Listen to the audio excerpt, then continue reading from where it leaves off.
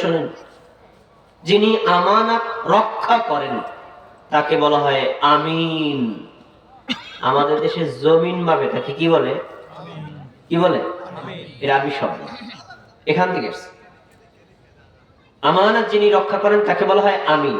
আর যদি শব্দের সাহিত্যিক ভাষায় বলেন তাহলে বলা হবে আল আমিন। আমাদের নবীর একটা উপাধি ছিল, কি বলেন? আল আমিন। তার একটা উপাধি ছিল আল আমিন, মানে বিশ্বস্ত মানুষ। সবাই তাকে বিশ্বাস করত, এমনকি যারা তাকে হত্যার জন্য 100 উট ঘোষণা করেছে তারাও তাদের সম্পদ কার কাছে জমা রাখত? মুহাম্মদ সাল্লাল্লাহু আলাইহি ওয়াসাল্লামের কাছে।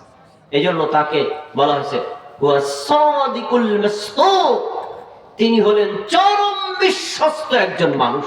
আলহামদুলিল্লাহ।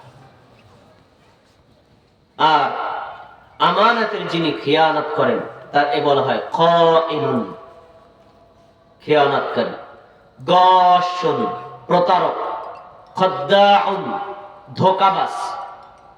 একজন মুমিন কি, একজন মুসলিম কি ধোঁকাবাজ, খেয়ানতকারী, প্রতারক হবে নাকি বিশ্বস্ত হবে?